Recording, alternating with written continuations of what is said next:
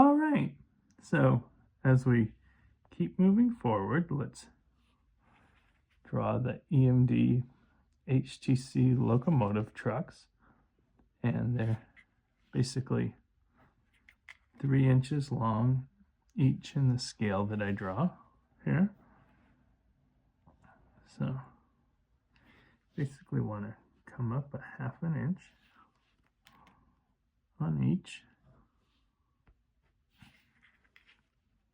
We'll do both trucks at the same time.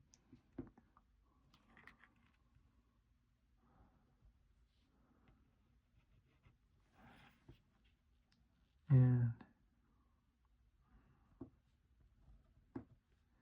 right at about 3/8. And then you want to go about 1/4 inch, 3/4, about 1/4 inch, 3/4, and then about 1/4 inch. What we're kind of trying to do here is make the wheel wells.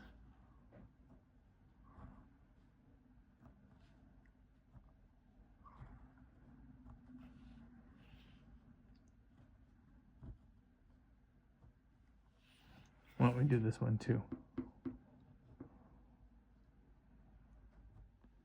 You go 1/4 inch and 3/4, 1/4 inch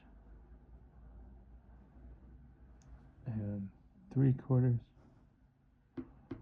1/4 inch, and there's this little bit extra on the other side.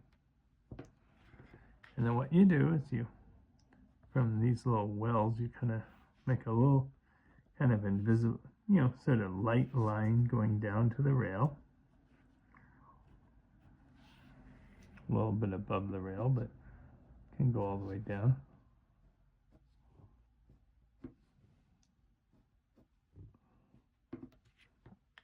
Then right about 1/8 inch up from the rail,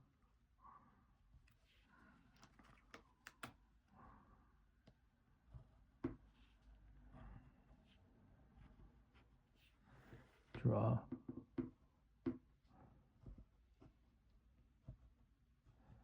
where the truck itself goes. Then a little bit over 1/4 inch, we draw in the bottom of the truck. And there's kind of this bar that sticks off, and then basically our first goal is to draw the frame of the truck. It's basically exactly like what we're doing with the locomotive itself. Is you want to get the frame of the truck, you want to get the shape of the locomotive. It's exactly like when you're making puzzles, as I keep saying at times in other drawing demonstrations, is that you want to basically get border around a puzzle.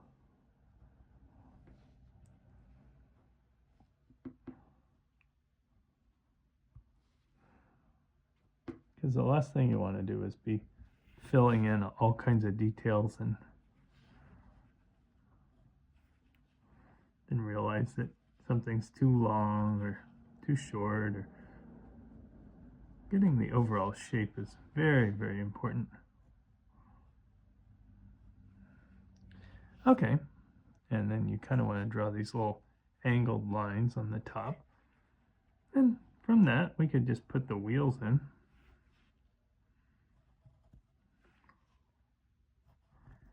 The Indiana Railroad. Imagine this train moving some freight from Indianapolis or Chicago, is it? Carries trains on its way. SD40-2s are very versatile locomotives. And then what we do is we kind of put these little piece of frame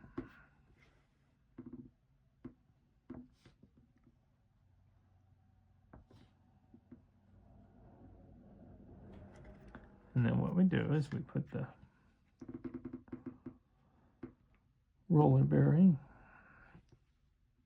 And this middle one, we don't put quite as much detail into the roller bearing because the middle one actually has a strut that, as I've said several times, is sort of the spotting feature between an SD40 and an SD40-2.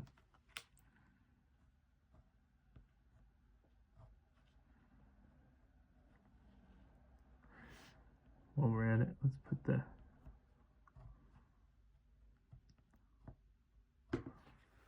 air brake cylinders.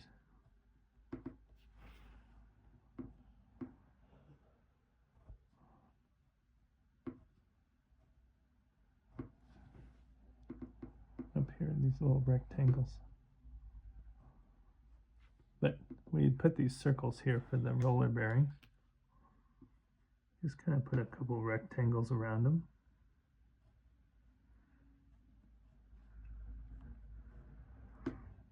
And just kind of put a couple little squiggly lines around the ones on the outsides.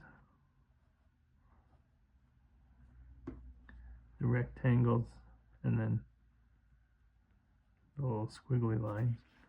In the middle one, you put a strut going up.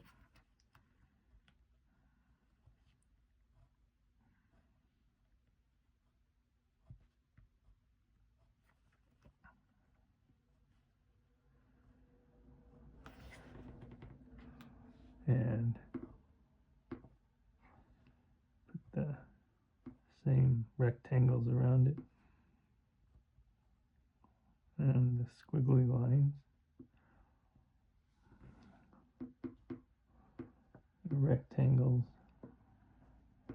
There's actually springs go inside of these, the tops of those.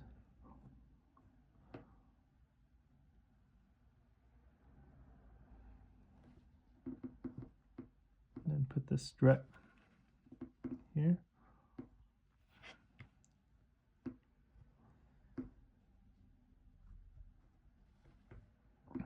And then we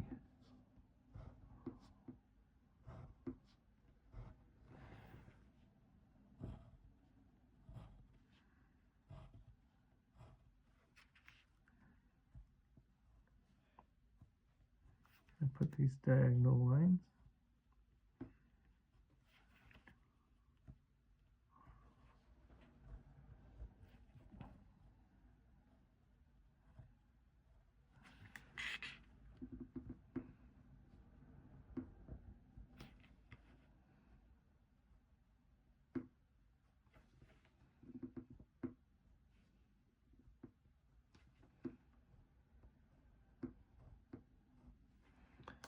And then we put the traction motors in.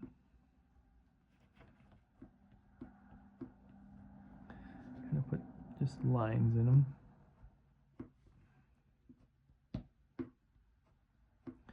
Actually, told this several times, but the Sioux Line Yard in Twin Cities. That's where they saw my drawings in 1991, and they said, "Oh, here's where you put traction motors." They were looking at 1991, one of the first drawings. The first drawing I basically did that I took to give out to locomotive crews.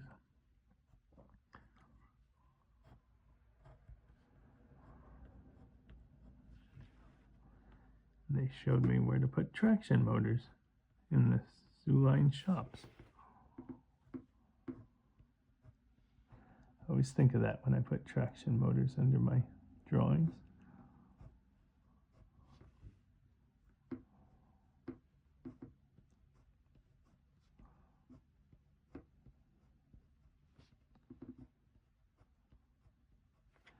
All right, and then put these circles there. And these circles there.